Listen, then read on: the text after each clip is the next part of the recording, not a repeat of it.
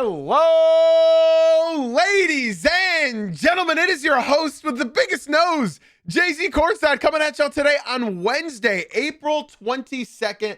Ladies and gentlemen, welcome back. I hope your basketball team won last night. You know, it doesn't really work that well saying that in the playoffs because before I was saying that, there were like 12 to 15 games on in the night. So there were higher odds at your team winning. But now there's only a couple games, right? And even though there was only a couple games, they are dominating these entire podcasts. Like, how are we getting 1 hour long episodes on just 3 games? So tomorrow we're definitely going to have an A block because there's only 2 games tonight. But today, it's just going to be an A block. Tomorrow will be an A and B block because there's only 2 games. But today there will still just be like, we're just breaking down the games. Ladies and gentlemen, I welcome y'all back. We're going to break down all 3 games that happened last night. All the series, man, they're getting very interesting. They're getting very interesting. They are. And I know you guys are enjoying it as well, unless you're a fan of the teams that lost last night. I do want to say welcome back, everyone. You know we do these episodes live Monday through Friday at 9 a.m. Eastern on Twitch and TikTok, but Twitch is the place that you guys want to be most of all right? If you guys do listen after the fact, because I do know I have a decent-sized Spotify and Apple podcast community. Guys, I say this every episode, and most of y'all don't do it. But can you please do me a favor, even right now? Leave a 5-star rating and review, all right? It would really mean a lot. Thank you. Now that we got that out of the way, today we're going to be starting with the Lakers-Rockets series, and then we're going to be moving on to the, Celtics 76ers series, and then we're going to be finishing today's show with the Blazers-Spurs series. I welcome y'all back again, and yeah, this episode's going to be fun. This episode's going to be really, really fun. So TikTok, YouTube, be sure to drop some likes, follow, subscribe, all that jazz. Twitch chat, you guys already know you guys got the easiest job in the whole entire world. All y'all got to do is sit back, relax, grab a cup of coffee, an energy drink, whatever, and enjoy the show. Let's get started with the Los Angeles Lakers defending their home court and going 2-0 on their way back to Houston, defeating and smothering Kevin Durant. Final score 101-94. Ladies and gents, this game I was not awake for. I'm sorry. I woke up at 5 a.m. the night before. There was just no chance in hell that I was going to stay up for this game. I can't do it, bro. These games are too late. I'm 28 years old. I just don't have it in me anymore. I don't. There's just no way I do. And I think this play sums up the night for me. LeBron James got the ball. And, well, he felt disrespected by, I believe that's Aaron Holiday. And I haven't seen LeBron James move like this in probably 10 years. But he was into it. He is 41 years old. He grabs his arm, sprints to the three-point line, has Şengün on the top, does I'm not going to say it, but just drains a 3 right over Şengün. Last night was absolutely incredible. Last night had so much fun basketball. And all in all, I genuinely believe that the Los Angeles Lakers have caught us all by surprise at this point. Because I thought, and I'm going to just say this right now, I was wrong. I thought, along with everybody else, I believe, that the Lakers were out of this the moment Luka Doncic and Austin Reeves went down. Oh, that was Jason Tate. Thank you, guys. That was not Aaron Holiday's. My apologies. I genuinely thought that without Reeves, without Luka, they don't stand a chance at beating the Houston Rockets. Not that the Houston Rockets are a good team. The Rockets are a bad team. But without Durant in game 1, they lost. And now with Durant in game 2, they lost. And they also smothered Durant into almost getting a double-double with turnovers. Durant had 23 points, 6 rebounds, 4 assists, and 9 turnovers.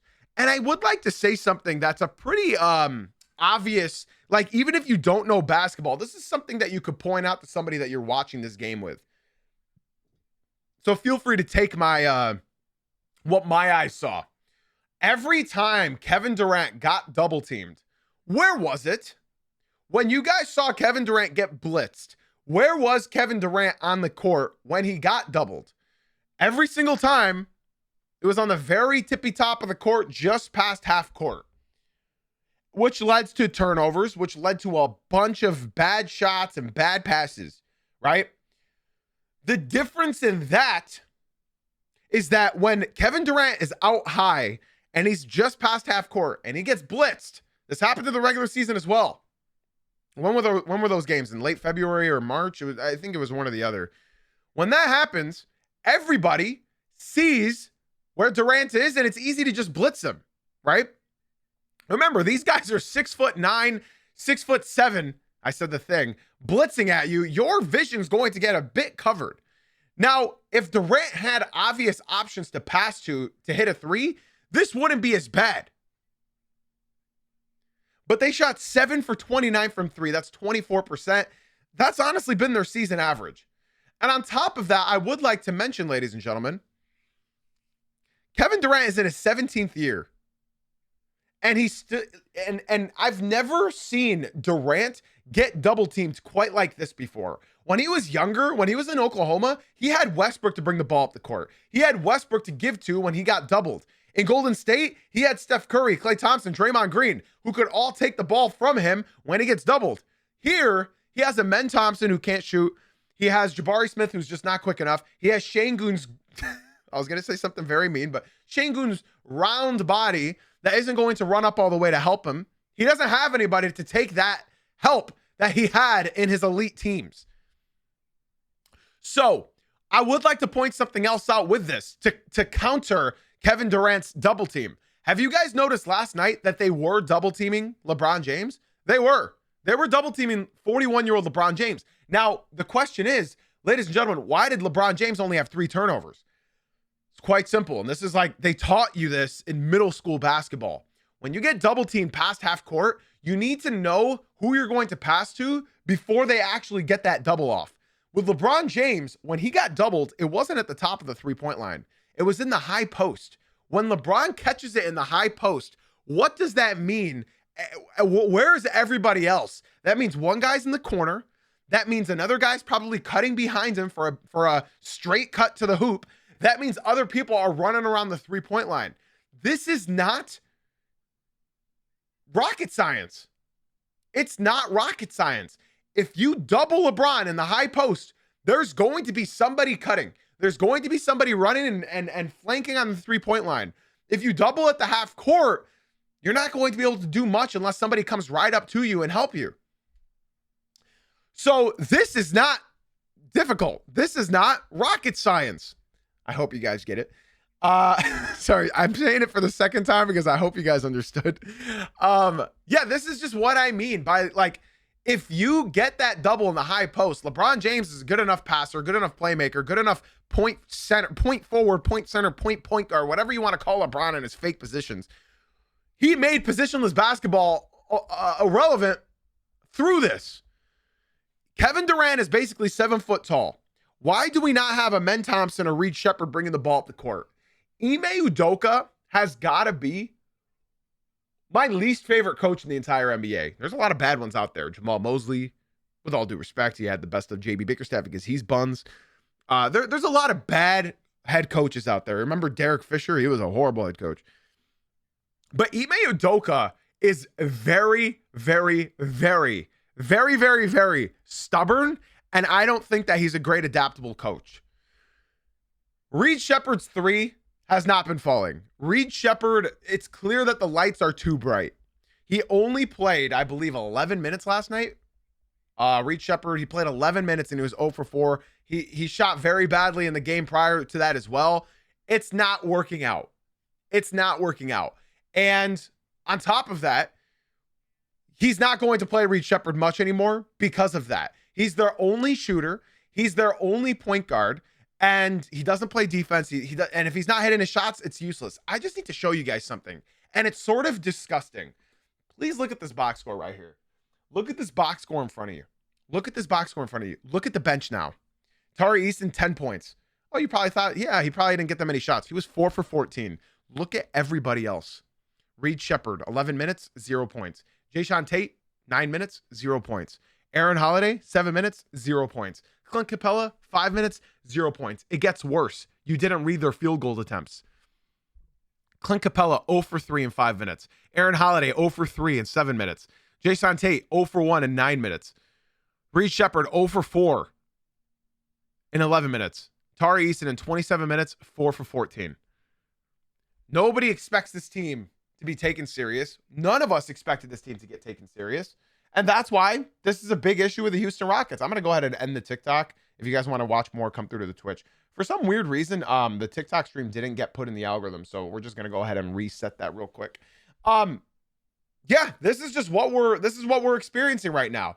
And on top of the Rockets' misfortunes, they haven't done anything good all series. They have not done anything good all series, and this is going to continue happening. They hang their hat on defense, and their defense was better this game, and I'll give them that. Their defense was better this game, but overall, it just wasn't looking good. If you're a Rockets fan, you guys know this game was not looking good. Now let's talk about the winners of this game, and that's the Los Angeles Lakers, y'all. The Los Angeles Lakers did so much right. In fact, I think they did too much right, because Marcus Smart went on for 25 points. He had 17 points in the first half. 17 points in the first half for Marcus Smart. He shot 8 for 13 from the field. You're probably not going to get another Marcus Smart game like this. In fact, I'd say in either game 3 or 4, you're going to have the iconic 0 for 8 from 3 in Marcus Smart. And that's okay. As long as he's still bringing the effort defensively, you can somewhat live with that if you have a Luka Doncic or you have an Austin Reeves to give you the offensive load that you're going to be missing. So that is a fix there. But if you don't have a Luka Doncic or an Austin Reeves to offset Marcus Smart's classic 0 for 8 games, because he does this a lot, where he puts up a goose egg, then it's going to be difficult to offset that, right? And bro, I have so many shout outs I got to give. I have so many shout outs. It's like, I got to go one by one right now, man. Rui Hachimura has played incredible so far in these playoff games. In games 1 and 2, he's playing incredible, super efficient. He was 3 for 6 from 3, 5 for 10 from the field on 13 points. Another thing that Rui doesn't get credit for is his durability and his stamina. Bro, this guy's playing 40 plus minutes, not really worried about when he gets the ball, because he knows when he gets the ball, he knows what he has to do. And I love watching Rui right now. He has improved so much. DeAndre Ayton, bro, you would look at this game and think that he played poorly. He really didn't. He had 6 points, 5 rebounds, which isn't great. He shot 3 for 8. But the way he's defending Şengün is so interesting to me. I'm sure you guys have noticed. Şengün is he is a interesting shape of a man, right? He's a very interesting shape. And he uses that very interesting shape of his to his advantage. He throws the shoulders into the defender. He throws his elbows into the defender. He's a strong dude. He knows how to throw his weight. But something DeAndre Ayton is doing is he's playing with his feet. He is moving his feet more than I think I've ever seen DeAndre Ayton move his feet in his entire NBA career so far. I need you guys to pay attention. When he defends Şengün, he gets low, but stays high, and he moves his feet. I would describe it like Mr. Krabs, or just a crab in general, where they're just shuffling and staying in front. Make sure that he always has a long body in front of him, because Ayton is much longer than Şengün, but Şengün's much more dense than Ayton is, and he's been looking great. So I got to give my credit to DeAndre Ayton. He's playing super, super well defensively on Şengün. I think last night, what do you have? He had 20 points. 9 for 20 from the field. That's not a good Şengün game. Next guy I got to give credit to is obviously the 41-year-old LeBron James. He's able to play 40 minutes in a game, drop 28 points, 8 rebounds, 7 assists. Ladies and gentlemen, can we just think about this real quick? I was 7 years old, 6 years old, 5 years old. I was 5 years old when LeBron was putting up his classic 28, 8, and 7. His classic line. And then I was 10, and LeBron was still putting his 28, 8, and 7 line. I don't know what it is about that line. Could you imagine LeBron actually gave a shit and like went for those triple doubles? Nobody would even be close to him, because his entire career, he loved that 27, 8, and 8, that 28, 8, and 7. He loves that, and he still did it last night. He was 8 for 20 from the field, so he wasn't that crazy efficient, but he went 10 for 14 from the free throw line, which is pretty good for LeBron James. And bro, he had a reverse windmill in a half-court set. He had he had multiple crazy dunks. The Lakers are throwing lobs. The Lakers are looking like Showtime last night. They were throwing alley-oop after alley-oop, dime after dime. They were playing super, super well. Yeah, he blew by KD. He blew by KD. And last but not least, bro, Luke freaking Kennard, man. I love the Nard dog, man. I love Luke Kennard. He has gained so much confidence in this series. This is who Luke Kennard should have been for his entire career.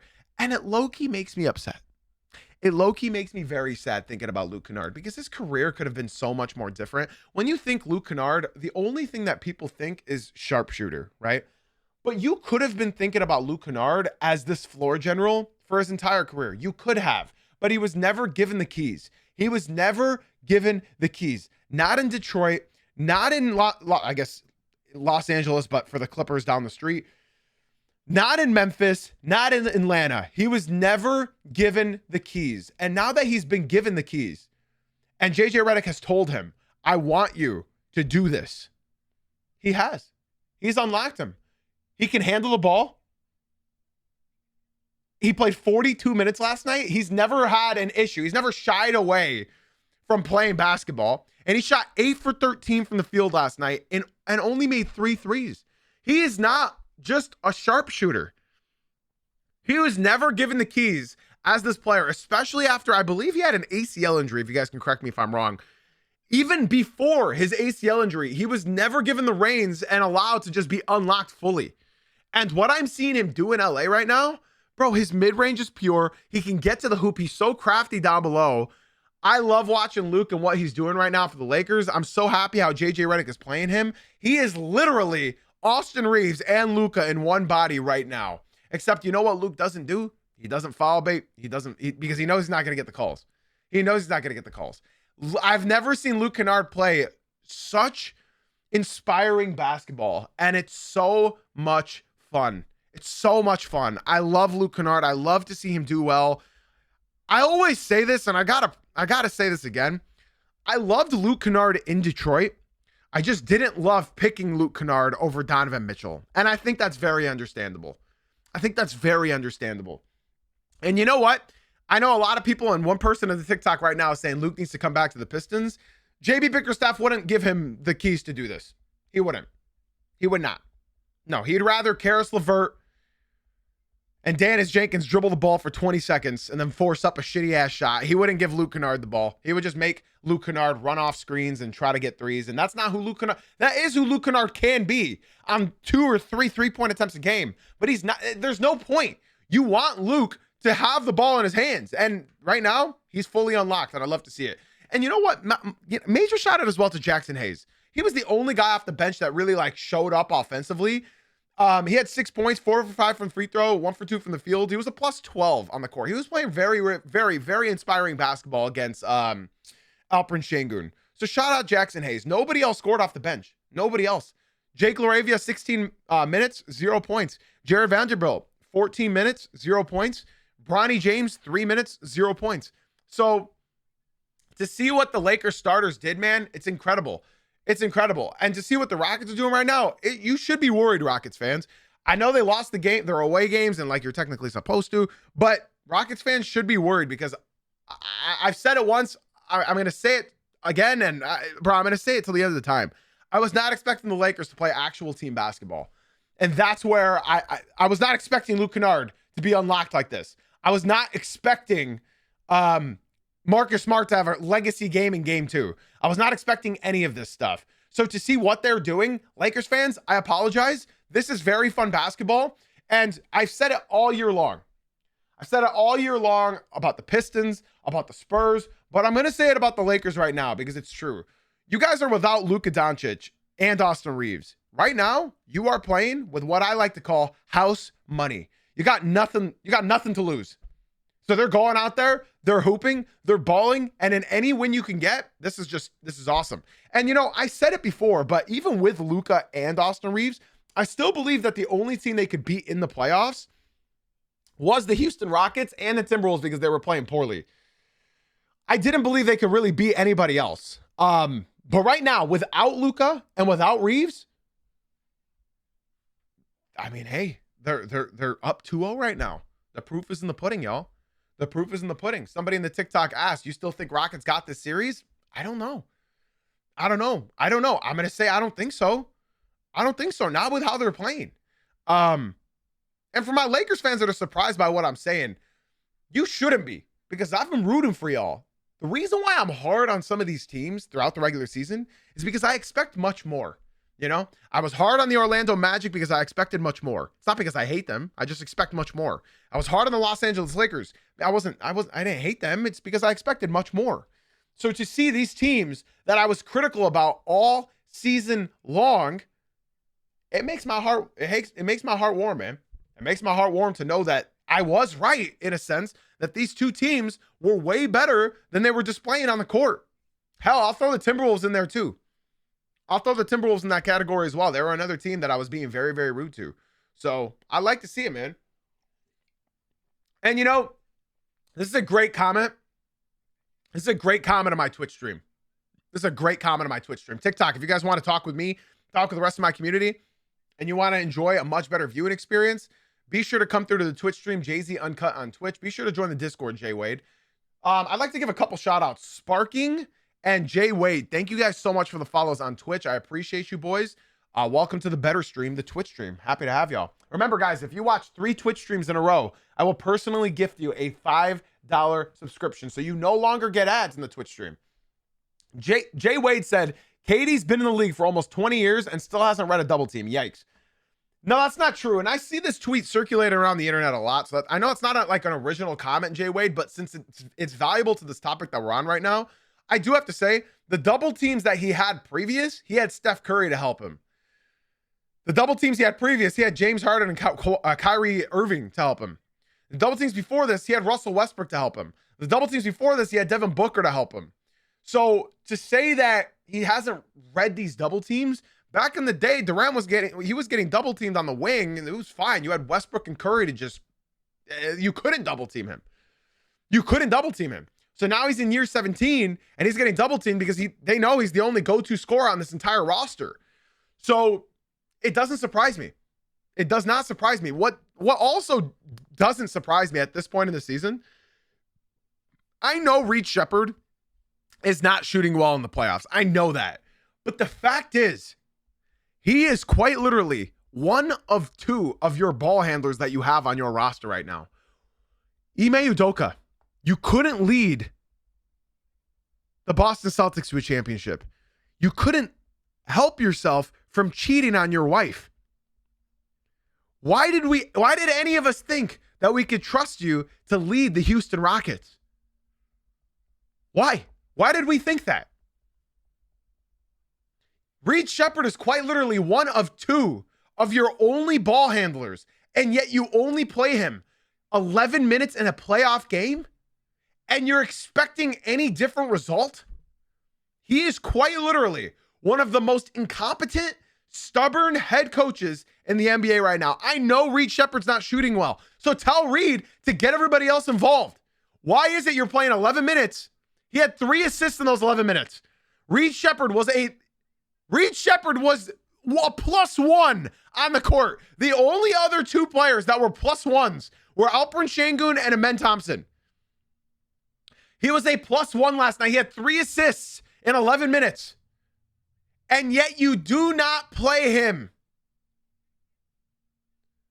Rockets fans, I'm sorry, y'all. I'm genuinely sorry. You do not deserve this type of head coach.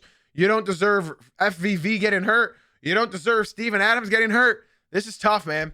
This is tough. I mean, I don't believe in him. Kevin Durant, 9 turnovers. Yeah, let's keep putting the ball in Kevin Durant's hand, crossing half court. Let's keep doing it because it worked so well when you played this Lakers team twice in March in back-to-back games. It worked so well. Let's keep doing it, Ime Udoka. Let's keep giving the ball to Kevin Durant to cross the half-court line so we can keep losing the ball, so that we can't convert offensively. You have Reed Shepherd, you have Amen Thompson. Those are your only ball handlers. Play both of them around Kevin Durant. Surely Reed Shepherd will get open and maybe hit 1 shot to get him rolling. Maybe.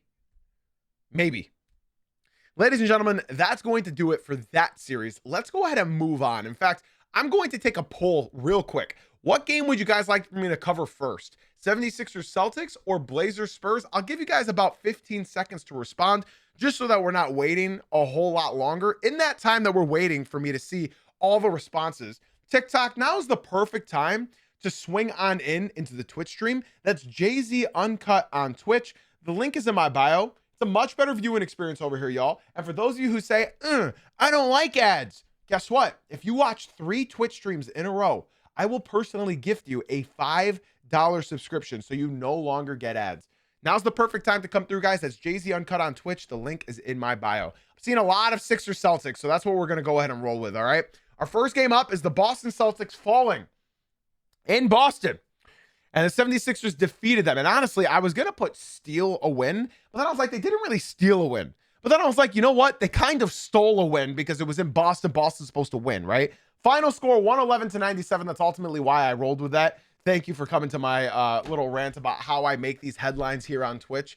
Aspiration, thank you for listening to me, my boy. Shout out to you for leaving the TikTok and coming through to the Twitch stream. How's Kawhi Leonard doing? Huh, Aspiration, right? Get it? Because Aspiration was the company that was the fake tree company that was paying Kawhi Leonard under the table from Ballmer, right? Get it? All right, anyways, thank you for the follow on Twitch, bro. Be sure to join the Discord as well. Shout out to everybody leaving the TikTok and coming through to the Twitch stream. Much love, y'all. Let's go ahead and move on to the Celtics 76ers game. And honestly, my favorite moment from the entire game, VJ Edgecombe making my non-existent, you know what I'm talking about, wet. This guy, I don't know what he was thinking. But after he hit that step back 3, he looked at the camera and winked at everybody. And honestly, hey now. Come on now. You got to give it to him, bro. You got to give it to him. I see some question marks in the TikTok. I don't know what you're questioning, bro. Shout out to VJ Edgecombe for making everybody at home, I don't want to say the word. All right, fuck it, wet. The Philadelphia 76ers defeat the Boston Celtics, and they were led by rookie VJ Edgecombe. All I have to say is, this kid's going to be generational. This kid is going to be so talented.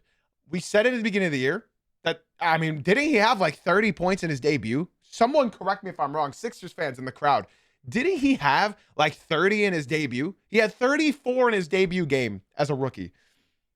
And to see what he's doing now, man, VJ Edgecombe, color me not surprised. 30 points in 35 minutes, 10 rebounds, 2 assists, 2 steals. He was the team high plus 17 on the court. He shot 12 for 20 from the field and 6 for 10 from the 3-point land. And honestly, he's stud of the night material. This guy's 20 years old, ladies and gentlemen. He's 20 years old. And already you're seeing Tyrese Maxey go to the bench.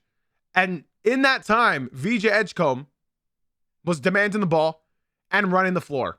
And that is something that you cannot teach, ladies and gentlemen. You cannot teach that. You cannot teach that level of confidence at all. The fact that you are a 20-year-old bringing the ball up the court and trying to carry the load while Tyrese Maxey gets his 5 seconds of rest, that's incredible. He had an unbelievable game. I believe he had 20 in the first half. Y'all can correct me if I'm wrong. But VJ was going crazy. They kept, and I'm going to talk about what the Celtics did wrong here in a second. But VJ Edgecombe, man, he went crazy. I was right. He did have 20 at the half. Paul George had 19 in the game, 19 points, 4 rebounds, 3 assists, 1 steal, 1 block. He was a net 0 on the game, but he definitely showed his impact. He was playing really, really good defense on Jason Tatum. He shot 7 for 13 from the field and 2 for 5 from 3. I got to give another shout out to Kelly Oubre Jr., 12 points, 5 rebounds. He hit the game ceiling 3. Honestly, it was VJ Edgecombe that sort of took them there. Tyrese Maxey that took them there in the 4th. And then Kelly Oubre Jr. hit that dagger 3 at the end of the game. His 3, by the way, oh my God, that final 3, it looked like it got stuck in the net the way that ball landed in there. Great shot. Yeah, Oubre did his thing offensively and defensively. If Oubre can give you 50% shooting every game and just hit maybe one more 3, the 76ers look like an actual competent team. Now, Adem Bona, I don't know what, bro. I don't know what he was doing last night. And I've talked about this a lot this season. Adem Bona either looks like a guy that you're like, damn, bro, that's our center of the future. Genuinely. That looks like our starting center of the future. And then one night, oh my God. And last night was one of those nights where you go, oh my God. 22 minutes, 0 points, 3 rebounds, 0 for 4 from the field.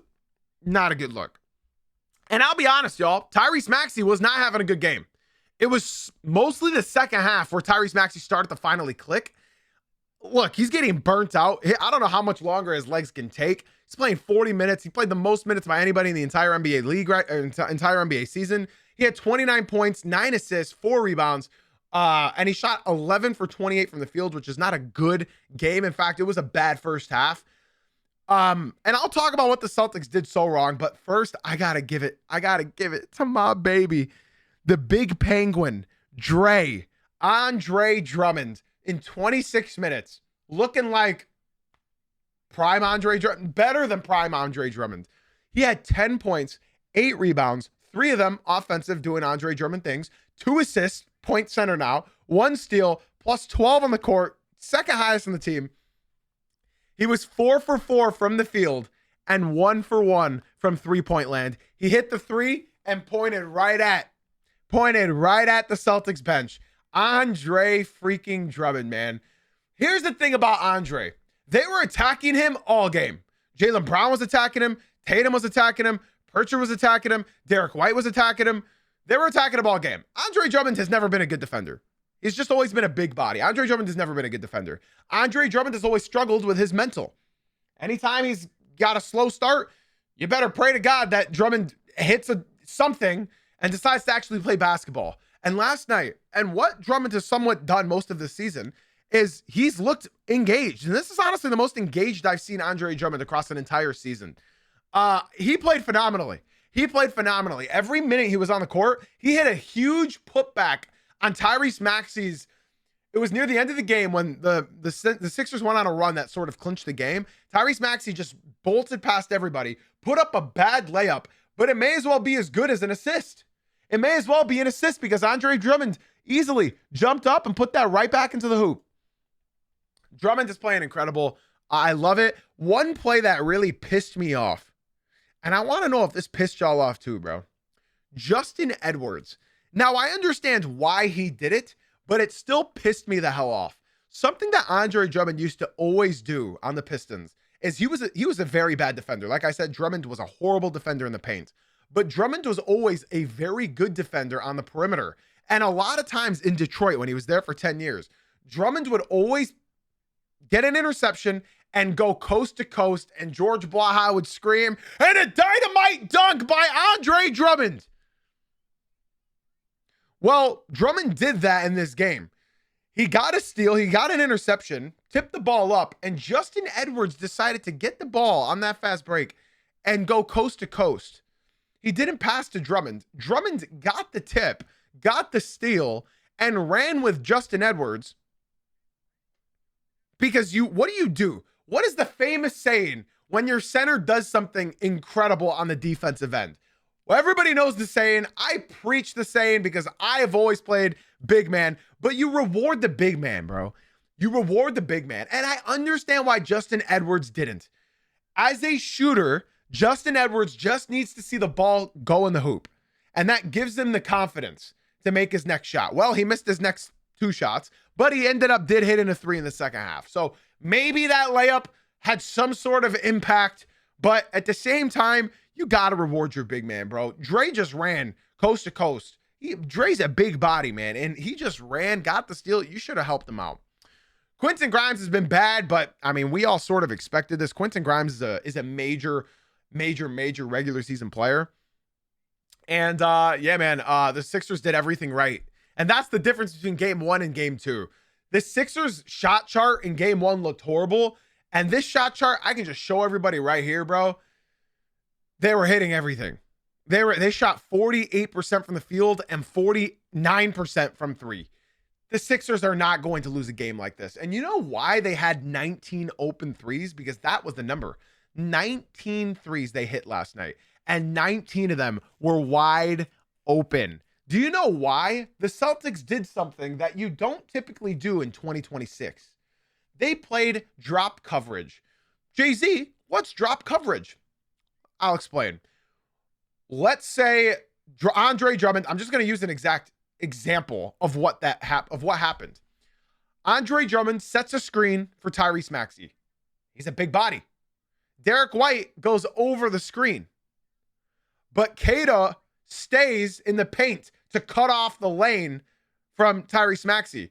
So by me drawing that picture in everybody's head, what shot now does Tyrese Maxey have curling off of the screen that's wide open? It's a wide open three every time. It's a wide open three every single time. Every single time. And they play drop coverage all game. They played drop coverage all game one. It worked. The 76ers were not hitting. In game two, it did not work. The 76ers were hitting their threes. That's what drop coverage is. The Celtics are not. So the big man so Neemias Queta should come up and defend that three that Tyrese Maxey has, but he doesn't want to give up Tyrese Maxey an open lane. So instead he gives up an open three. And that's just not a recipe for success against the Tyrese Maxey, against the VJ Edgecombe that are already hot. On top of that, the Celtics also did their best Charlotte Hornets impression and shot 13 for 50 from three. This happens. I'm not going to freak out over this loss from the Boston Celtics. They live by it. They also die by it. And they died by it last night. 13 of 50 from three. That is what everybody says ruins the sport of basketball. That's what everyone says that ruins the NBA, because teams can just take 50 to 63s and they think that's what's going to win them. But it does win them games. It does. Last night, it wasn't falling, so they lost. And the thing that typically carries them and sets them different from the Charlotte Hornets, that was a joke, by the way, for all my Celtics fans. Don't get insulted that I'm making fun of the Hornets. They play defense, and that's the difference between them and the Charlotte Hornets that got eliminated in the play-in. And honestly, something stood out at the end of this game. When I looked at this box score, and by the way, I didn't even mention it. Philadelphia was down by 13. They came back and won, right? And then they also choked the lead. But then, yeah, they sealed them in the fourth quarter. Something that I found very interesting about this game is the stat sheet. The stat sheet looks mighty similar to a stat sheet in particular from Sunday night. If you guys don't know what I'm talking about the Detroit Pistons stat sheet. I'm going to go ahead and put them right next to each other, and I want to show you guys. They look identical. Let me show you. Cade Cunningham, 39. Jaylen Brown, 36. Tobias Harris, 17 on a horrible shooting night, 5 for 15. Jason Tatum, 19 points on a not horrible shooting night, but 8 for 19. Not a good shooting night to Tatum standards. And then that was all that was in double digits for both teams. So Cade Cunningham, 39, Jaylen Brown, 36. Tobias Harris, inefficiently 17. Jason Tatum, inefficiently 19. And then everybody else, single-digit scoring. Sam Hauser, 6. Dennis Jenkins, 6. Derek White, 8. Asar Thompson, 8. Peyton Pritchard, 4. Isaiah Stewart, 3. Kevin Huerter, 3. Ron Holland, 2. Javonte Green, 3. Karis LeVert, 3. Jalen Duren, 8. Duncan Robinson, 9. Sam Hauser, 6. Neemias Queta, 8. Derek White, 8. Peyton Pritchard, 4. Nikola Vucevic, 9. Baylor Shireman, 5. Luka Garza, 2. Do you see what I'm saying? Exactly the same. They both lost in the same fashion. Neither one of them really played great defense last night either. And you know what? Not many people have talked about this, so I'm going to go ahead and talk about it because I've talked about it throughout the season. Derek White, his PR is almost as good as Curry's. His PR is almost as good as Curry's. Obviously, Steph Curry is a superstar. Obviously, Steph Curry is one of the greatest players of all time. But as far as role players go, bro, Derek White has PR. His PR is unmatched from a role player. It's unmatched. I've talked about it. This is Derek White's worst season shooting ever. He shot 39% from the field and 32% from three. Again, 32% from three and 39% from the field. That has been horrible. And yes, he plays good defense. He's a nice guy. He's got a great bald head. But at some point, bro, this is going to bite you in the ass. At some point, whether it's in the first round, second round, conference finals, or finals, this is going to bite you in the ass because he has not been good offensively whatsoever. And I was giving him credit because I was saying, like, you know what? He just needs Tatum back to take some of the pressure away. Well, Tatum's back and he's not taking any of the pressure away. He's not taking any of the pressure away. And you know how I just said Steph Curry is one of the greatest players of all time? Somebody in the TikTok said Steph ain't the greatest of all time. LeBron clears. And that goes to show you that nobody in the TikTok truly has a brain in between their skull. They just don't hear you, man. They just don't listen. TikTok, if there's any educated ball knowers in there, please show yourselves and come through to the Twitch stream. That's Jay-Z Uncut on Twitch. Esteban, Coley, Ricky. I hope to see you guys come through to the Twitch stream. Get away from all the brain dead idiots over there in the TikTok and come through to the Twitch stream. We'd love to have y'all. Shout out the 76ers. Here come the Sixers. 10-9, 8 76ers. 4-5, 6 76ers. They're playing well. Wait until they get Embiid back. That's what we've been saying all the time. Yeah, man, they're playing super well. Celtics had a bad game. And you know what that means, right? That now means the Pistons are 0-1. The Celtics are 1-1. The Knicks are 1-1. The Cavs are 2-0. Out west, Spurs are 1-1. Nuggets are 1-1. Lakers 2-0. OKC's about to be 2-0. I don't know, man. I don't know. And here's what they say. In the first round, 80% of the teams that move on have won game one. So the Pistons are 80% in trouble. Should be interesting, man. It should be interesting. Guys, we have one more game to talk about. We have one more game we got to talk about. And that is the Portland Trail Blazers stealing a win. Stealing a win in San Antonio. 106-103. Guys, this game was insane. If you didn't watch this, I highly recommend watching it. Obviously, we all know what happened to Victor Wembanyama. We all know what happened. In case you didn't see it, I guess I'll show it on the screen. Victor Wembanyama was recklessly driving to the hoop, tripped, lost his footing, and landed square on his face. His face smacked the wooden floor, and he entered concussion protocol. This is not great. This is not great for the San Antonio Spurs. I watched it in real time. I don't want to show it in real time. It's not good. I don't know, man. Victor Wembanyama is going to be out for a minute. I feel like he's going to miss game 3. I feel like he's probably going to be back for game 4, if I were to guess. That's sort of like the timeline for concussions. I wish Victor Wembanyama well.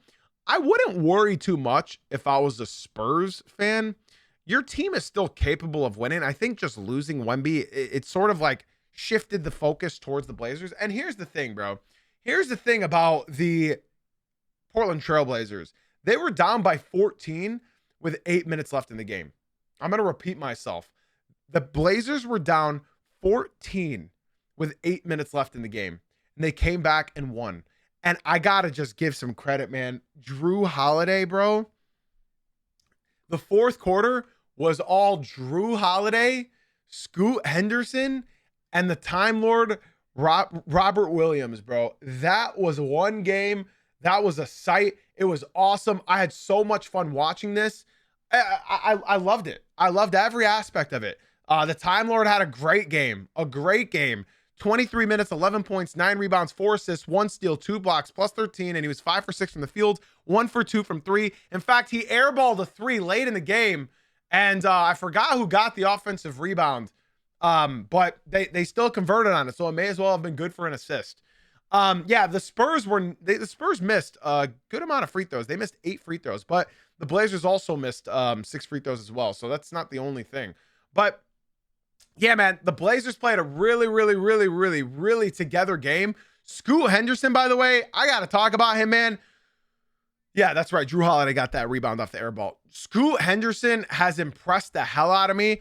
I know he's impressed the hell out of you guys watching. I remember in like December. I said, yo, does anybody know where Scoot is? Genuinely. I was like, where's Scoot? Where's Scoot? Where's Scoot? He was hurt. He took a while to come back into the league. And, bro, Scoot was everywhere this game. You don't have to worry about where he's at. Scoot is here. Bro, I remember just like it was yesterday, people were saying Scoot Henderson was one of the biggest busts of our generation. Look at him. Look at him. He's thriving right now. Scoot Henderson is playing so damn... They don't win this game without him. They don't even come close in this game without him. 38 minutes, 31 points, 1 rebound, 1 steal, 1 block, 11 for 17 from the field. He hit 5 threes last night. He's a stud of the night candidate. He's a stud of the night candidate. And I would like to make note, the moment Wemby left the floor, did you guys see how much more the Blazers were scoring in the paint?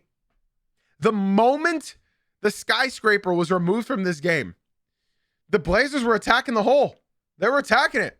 Drew Holiday is the reason why they won this game in the fourth quarter. Bro, there was one sequence where Drew Holiday hit a 3. On the other end, he gets a steal, assists Scoot Henderson into hitting a 3. And then the very next play, he gets a rebound, runs the floor, hits another 3, and they called a timeout. And then that block in the corner. Drew Holiday was absolutely incredible last night, and what a leader for this team. I thought Jeremy Grant was going to be the X factor of this. I thought Jeremy Grant was going to be the X factor of this series. I genuinely thought he was. He's been horrible. Jeremy Grant has been horrible. It's clear he doesn't want to be in Portland. He said it at the beginning of the year that I guess I'm still here.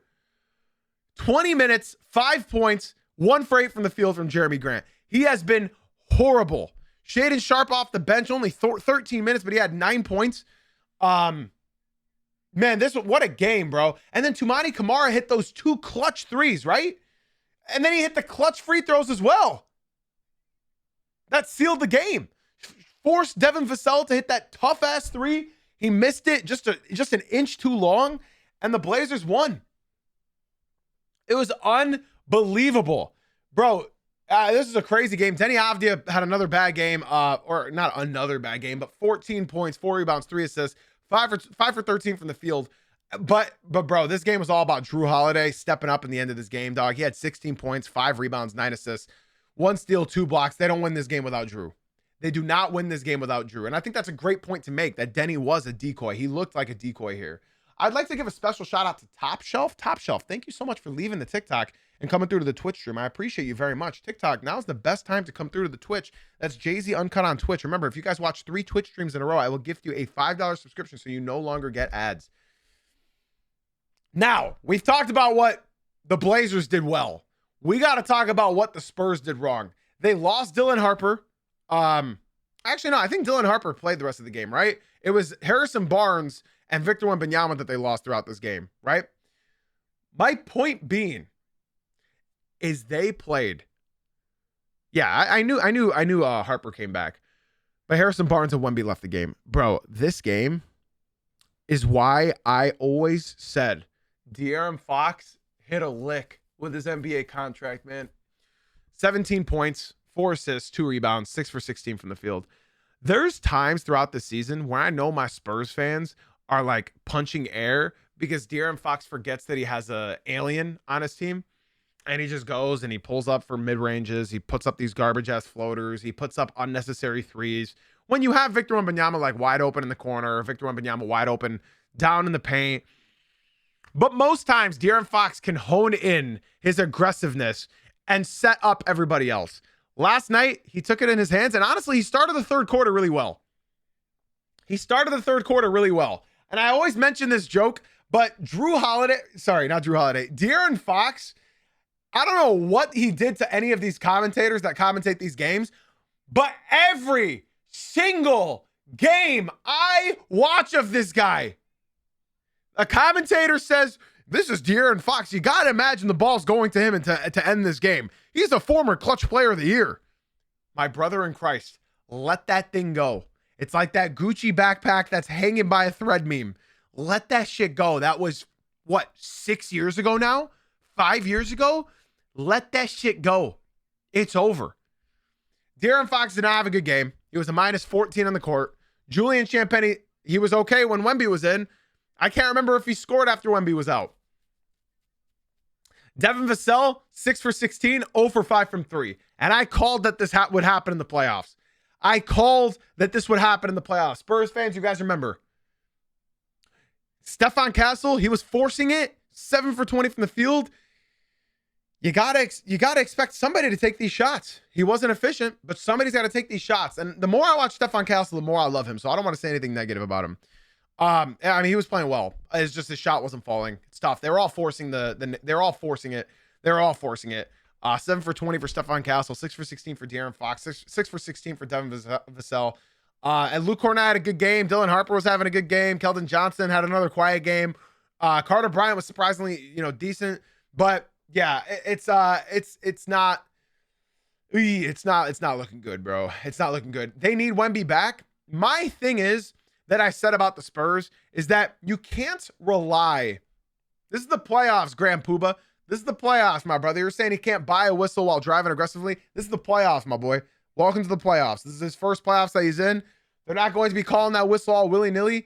This is the playoffs. Now, if anybody's wondering what the concussion protocol is, Victor Wembanyama cannot play any basketball for 48 hours. On top of that, within 24 hours, if he's feeling better, he could resume normal physical activity, but he cannot play basketball for 48 hours. And then after that, there's like some other parameters that he has to pass as far as tests and whatnot go. To say the Blazers had free throws is insane. Why did you say Portland got them, though, when Portland had 23 free throws and the Spurs had 28? I don't like this, hey, we didn't get any free throws, that's the reason we lost. No, you guys lost because you choked this lead. And sometimes you have to accept a loss. I know it's rare when the Spurs have been losing this season, but you have to understand that this is a whole different game had Wemby not got hurt. Because I've been preaching this all year long. Vassell thrives off of Wemby's gravity. Fox thrives off of Wemby's gravity. Stephon Castle thrives off of Wemby's gravity. Everybody on the Spurs thrive because of Wemby's gravity. If Wemby is no longer on the court, nobody has gravity enough to make them dare somebody to shoot. They don't need to dare anybody to shoot. They do not dare anybody to shoot now. They can stay true to whoever they're guarding. When Wemby's playing, I don't know about you guys, but everybody collapses into the paint. That's why this game was different. Now, if Wemby was in here, I genuinely don't think that they choked this 14-point lead with 8 minutes left. I don't see it. And people to tell me that's not the reason why they lost, that's a load of fucking malarkey. I'm sorry, excuse my French. That's a load of malarkey. When you lose a player like Wembanyama and his gravity dictates everything that happens on the court, you cannot tell me that's the reason why they lost that game. If they had Victor Wembanyama in the fourth quarter, they do not choke a 14-point lead. Look at the baskets they were making at the end of the game. They were driving to the hole. They were missing open three. They were missing all their threes because they were all contested threes. When Wemby's in the paint, it makes the paint, it's not happening. Nothing's realistic. So to tell me that it's not the reason they lost, I'm sorry, that is one of the biggest fundamentals of basketball. That is one of the biggest fundamentals of basketball. If you remove the best player on that court, it's going to change the geometry of that court. If a player is generational enough. And Wemby is generational enough. He is. So that's the thing. That's what happens. That's the loss. The Spurs didn't play well in the fourth quarter. I don't know. The Blazers played incredibly well. They played incredibly well. Incredibly well. So shout out the Blazers. They tied 1-1. They're going to Portland. I saw a really funny tweet saying that the Blazers are going to really celebrate this win on their Greyhound ride back to Portland. I don't know if you guys have been paying attention, but the owner of the Portland Trail Blazers is like super fucking cheap. Like he's super crooked. Like he is not allowing like Caleb Love to like fly to these games, or like some of the other guys that they know aren't going to fly to these games, which is somewhat like depressing. I guess I'd say. Like he is literally cutting costs. He's flying people back home. He's making sure people don't go to these games. He's not giving t-shirts to the games. I don't get it. Yeah, no two-way guys for playoff games, which is unbelievable to me. He doesn't want to fly people out that don't need to be there. He's not giving shirts away to the crowd. This is depressing. This is depressing. Because the Blazers are starving right now. This is crazy. I root for the Blazers, and this is like somewhat of a joke, man. That shit sucks. That shit sucks. And yeah, their arena is awesome. They're one of the coolest arenas in the NBA. Yeah, he saw Gail Benson of the Pelicans owner, and now it's tough. Now it's tough. Caleb Love was very, very nice for this season, but he came down. That's why nobody was really talking about him anymore. But he was very, very nice. He was very, very nice. AV, thank you for the big follow on Twitch, bro. I appreciate you very much. Be sure to join the Discord as well if you want to talk more hoops. TikTok, if you guys are enjoying today's stream, be sure to come through to the Twitch stream. That's Jay-Z Uncut on Twitch. Okay, guys, the NBA games tonight. Let's talk about them. We got 2 games tonight. First up is the Orlando Magic against the Detroit Pistons.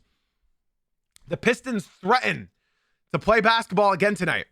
The Pistons are also favored by 9.5 points. They're assuming the Pistons are going to come out angry and hungry. And all they're assuming is that Jalen Duren is actually going to want to play basketball tonight. JB Bickerstaff is going to grow a brain and decide to play the best perimeter defender in the entire world more than 25 minutes a night. Jalen Duren's the most important thing. I think the most important thing for the Pistons is to get back to their identity and play defense. If they don't want to play defense, then they're not going to win this game. If Ausar Thompson does not get 30 minutes tonight, their odds of winning this game severely decrease. Jalen Duren needs to want to play basketball tonight. That's all it comes down to. If the Pistons half-court offense is going to look as bad as it did, it's going to be because Jalen Duren is not putting any effort in. It starts with Cade Cunningham, but it ends with Jalen Duren. Jalen Duren was literally playing at an All-NBA first team when Cade was out. I'm not hesitating when I say that. When Cade was out at the end of the season, he was literally playing like an All-NBA first team. When Cade was out, he was averaging 27 points and 14 rebounds. He needs to play like that Jalen Duren. He needs to play like that Jalen Duren. That's what made this team so dominant. And I'd go as far as to say that was Jalen Duren's worst game of the entire NBA season. And on top of that, people are saying Tobias can't be 1 for 7 from 3. Tobias Harris, they're daring him to shoot. He's not a high volume shooter. He can hit you a corner 3, but he's not a high volume shooter. So the Pistons, they just need to play defense. They need to stay true to their identity. They need to play defense. They need help from Jalen Duren. And JB Bickerstaff needs to not be a terrorist and play Ausar Thompson the minutes that he needs. It doesn't make any sense. It's happened for 2 years now. I'm not going to start ranting. I'm not going to start freaking out right now. But I've been watching this coach for 2 years now. He needs to play the best defender in the entire NBA. He needs to. If you don't, then same thing's going to happen. And for the Magic, they just need to stay consistent. That's been their biggest issue this season. They got to stay consistent. They got to take care of advantages. They got a lot of mismatches against the Pistons with Wagner, with Paolo. They got a lot of mismatches, so they just need to be aggressive. Whoever's the aggressor is going to win this game. And all I have to say is, JB Bickerstaff, this is the playoffs, dog. You play your best guys. There is no point in playing Karis LeVert for 4 minutes. There is no point in playing Javonte Green for 5 minutes. There is no point in playing Dennis Jenkins 25 minutes. You play your best players. Jalen Duren this season has averaged like 28 minutes a game. Ausar Thompson has averaged 23 minutes per game. What the fuck are you saving them for? Play your best players.